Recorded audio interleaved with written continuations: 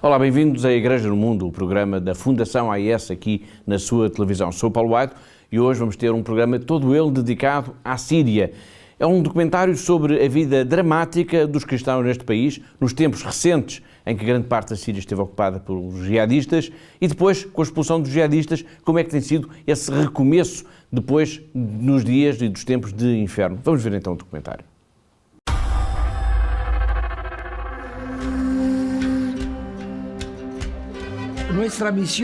Our mission here is to give love to the people we live with, to spread love. The city needs love.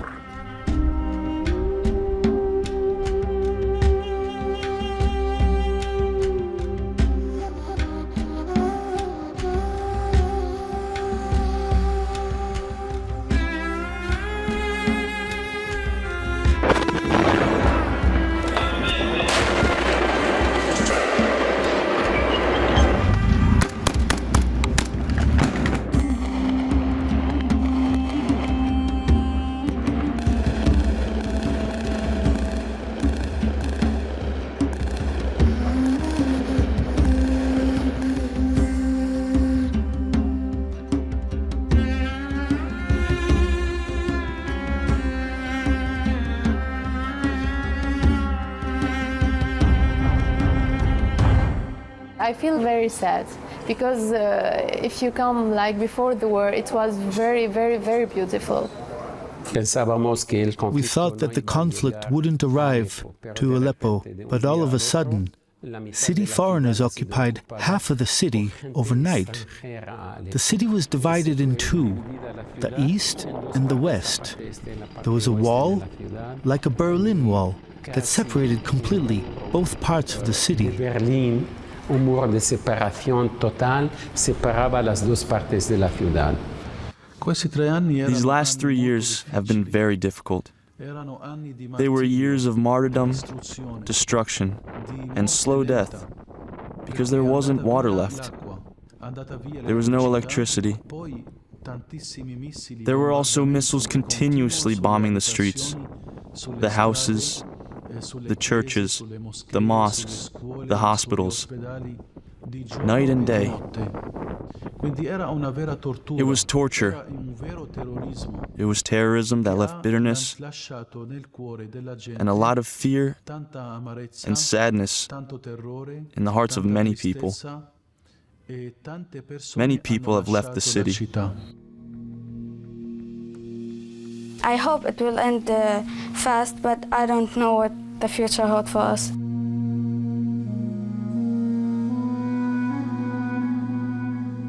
And I hope that I will feel happy again, and I will find some things of my dreams are possible to make here in my country. We don't know when our life will end it. Everywhere it's a risk. And it's dangerous everywhere because we don't know if this place is safe and suddenly many bombs will be thrown on it. People really are in fear because they go out, they don't know if they will come back or not. You can imagine to the feeling of the families who lost their children, daughters, husbands, or wife, how they live.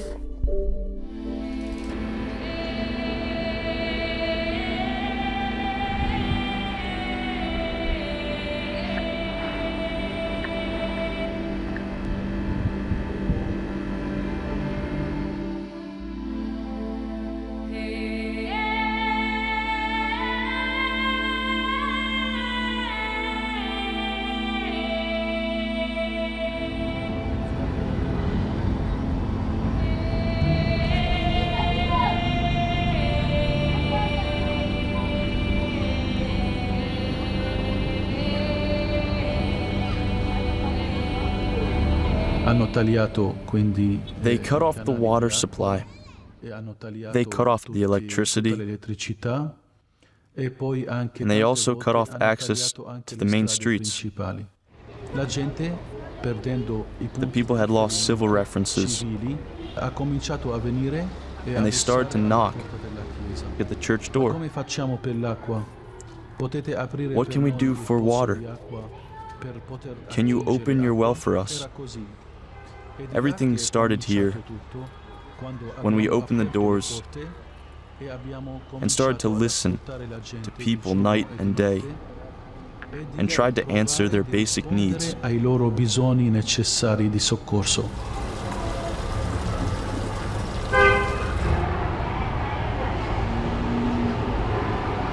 This is how the Church has proceeded and has presented herself as a mother that has to take care of her people.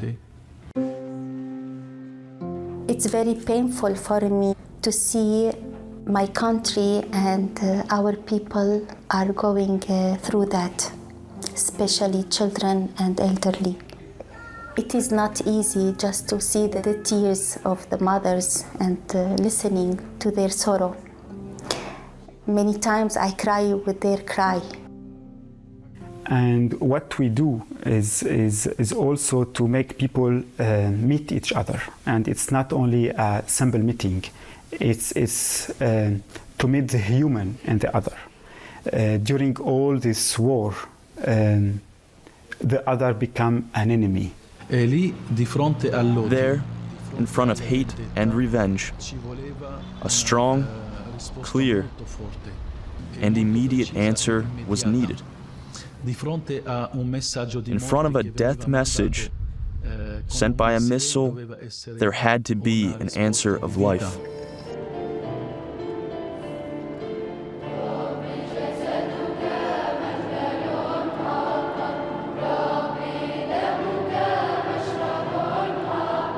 È così che abbiamo cominciato a reagire. That's how we started to react. From the beginning, the Church in Syria has chosen not to carry weapons.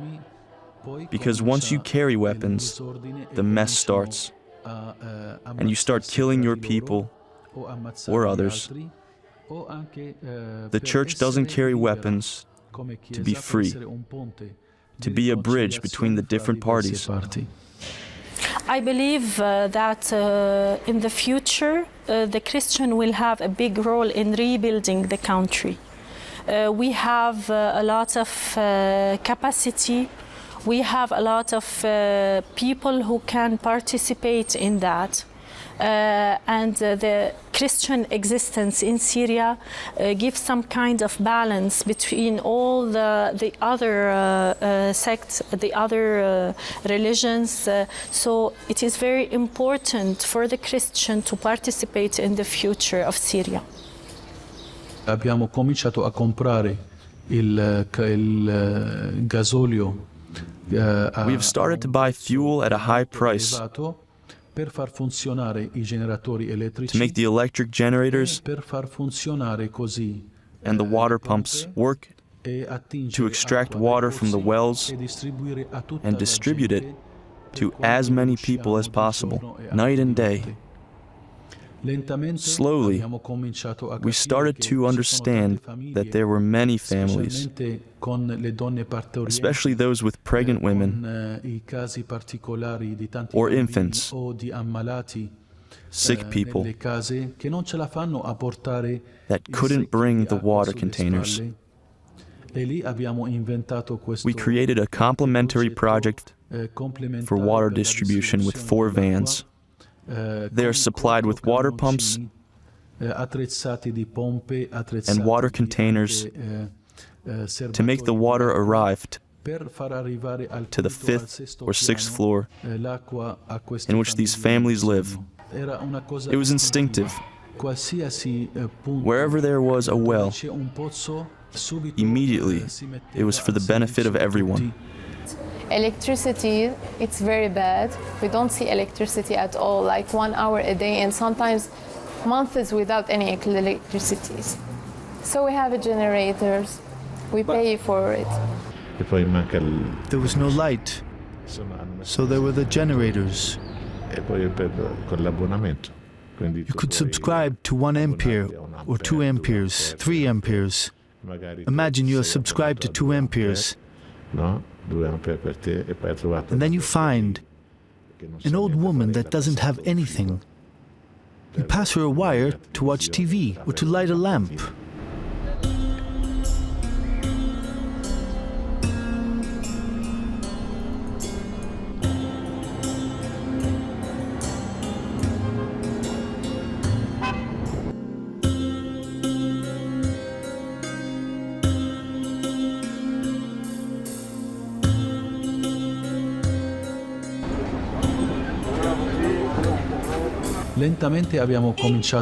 Little by little, we discovered that there was malnutrition.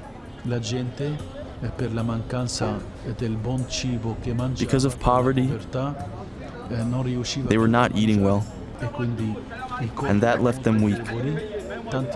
There were many children, women and elders that died. For this reason, we started the project of food packages. Many families forgot a lot of things.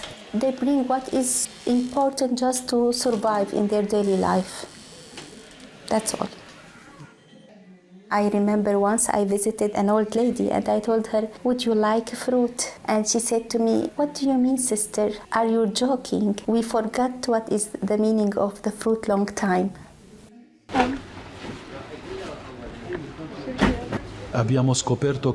We've discovered that during 9 months or even 2 years, some homes hadn't had meat. Many children hadn't seen for months and months a piece of chocolate or cheese at home. We started this relief project with 600 food packages to distribute to 600 families monthly.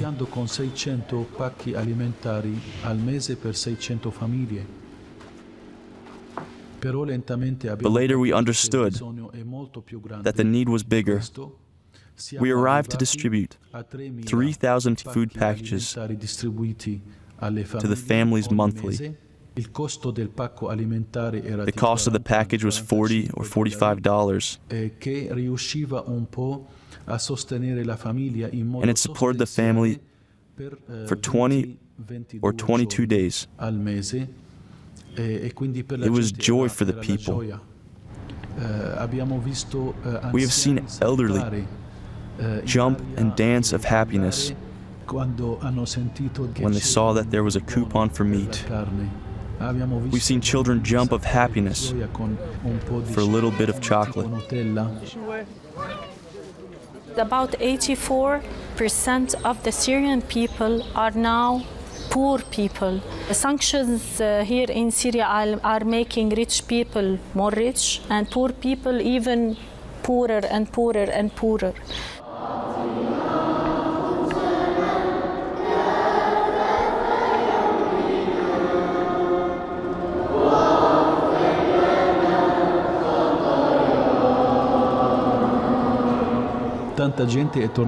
Many people have come back to church.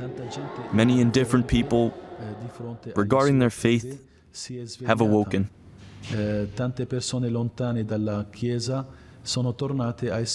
Many distanced people are back present,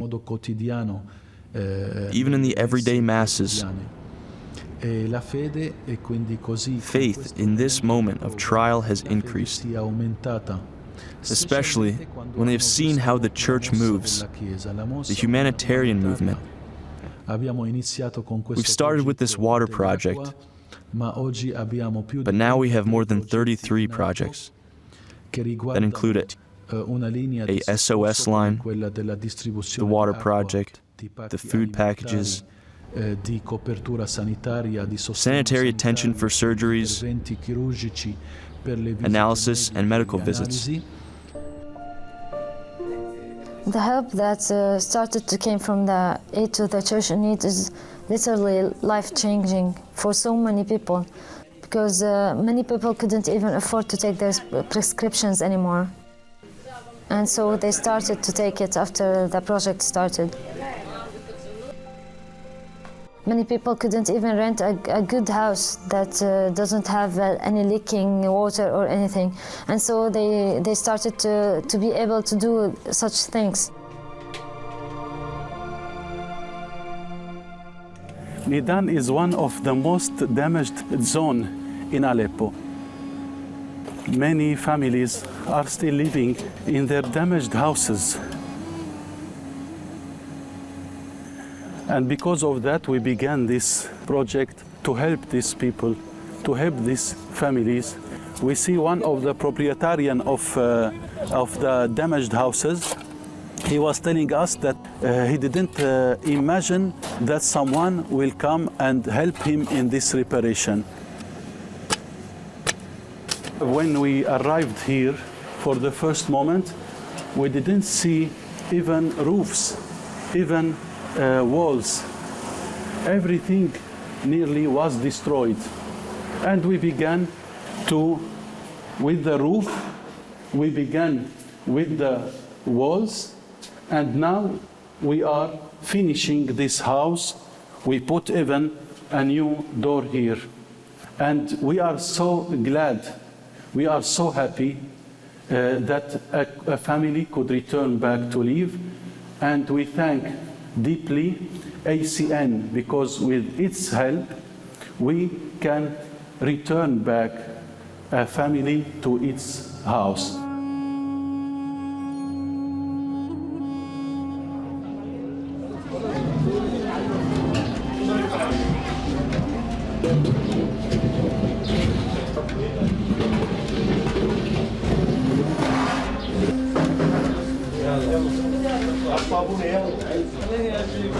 This is a center for the Orthodox youth movement, Mouvement de la Jeunesse Orthodoxe, helping the refugees and the people who left their homes by the fighting in the eastern from Aleppo, to give some hot meals, some cleaning materials and projects for the babies and so on. Most of them, they are coming every day to get some help. The churches have been working, doing a great job here in Syria. Every church you go, we have programs of relief and emergency and development, helping others, and we help everyone. We don't discriminate. This is our population. About 90% they are Muslims. That means 90% of our help go to the Muslims. That's normal. This is the average. We help everyone who needs help. I think that the future for this country is depending on the society. And I think after all these years of war, the trust has been destroyed. I think the only future for this country is to rebuild this trust, rebuild this network and this trust between the different groups in this country. Our way to work is just to work for all and with all. It's just to realize that working together is the only way to build the society and to build a possible future. I believe this war has brought out the worst in people and the best in people also. We have discovered that destruction has touched not only the person, but also through the destruction of the person, it has destructed the family. To rebuild society and the church, there is a need to work hard to help the person and the family. Abbiamo guardato un po' con le nostre statistiche e abbiamo visto con tanta amarezza. Sadly, we've seen in our statistics how children have decreased. Che si sono molto diminuiti. Una volta nella nostra comunità. Once in our community in Aleppo, we had 100 children doing their first communion. This year, there were only 12, and the same for baptism. The number of baptism is very low, but also the number of marriages. We have thought for the rebuilding of the country, the city, and the church. We need first to start to rebuild the family. We made statistics to see how many couples married during the crisis. We've discovered nearly 600. Later, we've studied how many people married after 2010. In total, it was 960 couples. These are the families more affected and also the more courageous because they have made heroic decisions. We want to stay here because our families are here. My mother, my father, I want to stay here. I like this city. I want to be married here because I like to live here. If I go and travel, maybe I'll live alone. I will not see my friends, my family, everything. They are the future of Aleppo and the church. They need a lot of help. We've seen many families that were forced to leave their land. With the help we offer, such as security and assistance,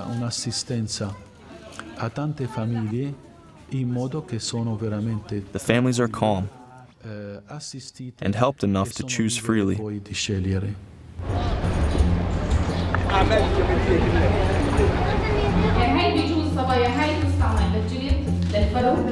للشامبو لاني اغلبهم بتنتبهوا ما لهم دراسات دخلت اذا فروه كبير انا بضطر اعمل هذا الموديل لاني هذا هو اللي يساعدني على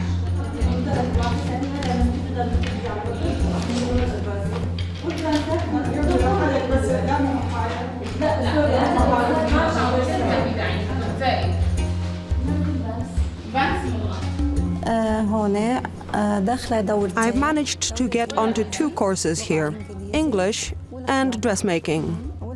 I am learning dressmaking for home use.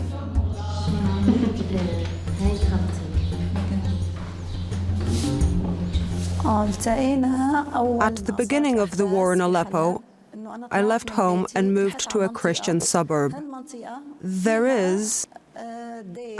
was a Christian monastery there. Being displaced persons, we lived in a state school building where a group of Christians came to help us, providing food, drink, organizing the children's education. The war forced us to move from place to place, and finally, thanks to Brother George, we settled here in the monastery in the Marist home a month ago. It is a good thing that there are Christians in Syria. All of us worship one God. That's why it is important to have Christians here. Our only refuge is God. We primarily think about Him.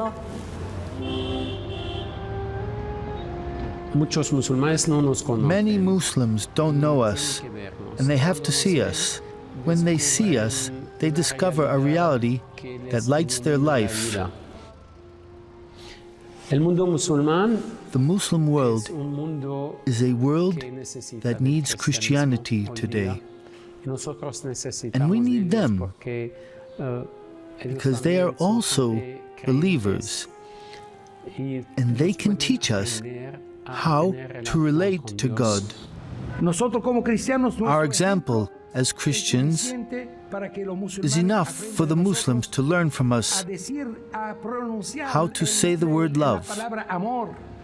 They didn't know it. They've told us many times, from you we have learned to love. That is our testimony. When we show them that we help everybody, that we love and forgive as Christ taught us, they started to forgive. That didn't exist in the Muslim religion. If we don't do this service, no one else could do it. We are responsible in front of God, in front of the universal church, and in front of all humanity.